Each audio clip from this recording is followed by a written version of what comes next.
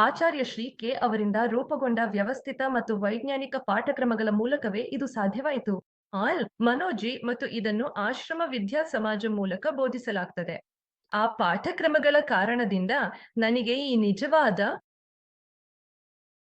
ತತ್ವಗಳು ಮತ್ತು ಅಭ್ಯಾಸಗಳು ಸನಾತನ ಧರ್ಮದಲ್ಲಿ ಯಾವುವು ಮತ್ತು ಇಸ್ಲಾಂನ ನಿಜವಾದ ಮುಖ ಯಾವುದು ಎಂಬುದನ್ನು ಅರಿಯಲು ಸಾಧ್ಯವಾಯಿತು. ಇವೆಲ್ಲವೂ ಹಾಗಾಗಿ ನಿಜಕ್ಕೂ ಜೀವನದಲ್ಲಿ ಒಮ್ಮೆ ನಾನು ಪೋಸ್ಟ್ ಜಿಹಾದಿ ಮನೋಭಾವದ ದಾರಿಯಲ್ಲಿದ್ದೆ ಎಂಬುದು ಒಂದು ಅದ್ಭುತವಾದ ವಿಷಯವಾಗಿದೆ. ನಾನು ಬಹುತೇಕ ಧಾರ್ಮಿಕ ಮೂಲಭೂತವಾದಿಯಾಗಿದ್ದೆ ಮತ್ತು ನಾನು ಪರಿವರ್ತನೆಗೆ ಒತ್ತಾಯಿಸುವ ಶಕ್ತಿಯಂತೆಯೂ ಇದ್ದೆ. ನಾನ್ ಪರಿವರ್ತನೆಗೆ ಒತ್ತಾಯಿಸುವ ಶಕ್ತಿಯಂತೆಯೇ ಆಗ್ಬಿಟ್ಟಿದ್ದೆ. ಜನರು ನಿಮ್ಮ ಬಗ್ಗೆ ಗೊತ್ತಿರದಿರಬಹುದು, ಆದ್ರಿಂದ ನಾನು ಸ್ವಲ್ಪ ಹಿನ್ನೆಲೆ ನೀಡ್ತೇನೆ.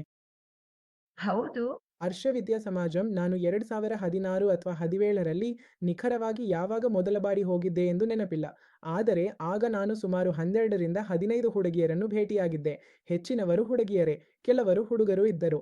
ನಂತರ 2018ರಲ್ಲಿಯೂ ಮತ್ತು ನಂತರ ಗೊತ್ತಿಲ್ಲ ಕೋವಿಡ್ ನಂತರವೂ.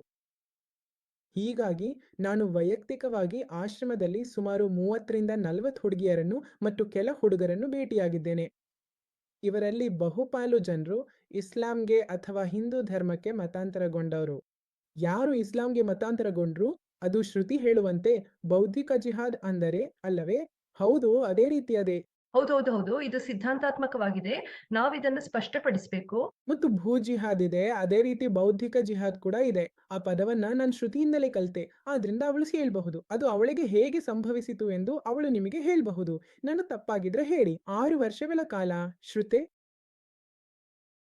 ಮುಸ್ಲಿಂ ಆಗಿ ಆಡಿಕೊಂಡು ನಮಾಜ್ ಓದ್ತಾ ಬಾಗಿಲು ಮುಚ್ಕೊಂಡಿರುತ್ತಿದ್ಲು. ಹೀಗೆ ಮುಂದುವರಿಯುತ್ತಿತ್ತು. ಆಮೇಲೆ ಅವಳಿಗೆ ಸವಾಲು ಎದುರಾಯಿತು. ಅವಳನ್ನು ಆಚಾರ್ಯ ಮನೋಜ್ ಅವರ ಬಳಿಗೆ ಕರೆದುಕೊಂಡು ಹೋದ್ರು. ನಿಮಗೆ ಗೊತ್ತೇ? ಅವಳು ಹೇಳಿದ್ಲು, ನಾನು ಅವನನ್ನು ಮತಾಂತರವಾಡುತ್ತೇನೆ ಅಂತ. ಮತ್ತು ಅವಳು ತನ್ನ ಪೋಷಕರನ್ನು ಕಾಫಿರ್ ಎಂದು ಕರೆಯುತ್ತಿದ್ದಳು. ಅವಳು ಮಾತ್ರವಲ್ಲ, ಬಹುಶಃ ಇತರರು ಕೂಡ ಹೀಗೆ ಮಾಡುತ್ತಿದ್ದರು.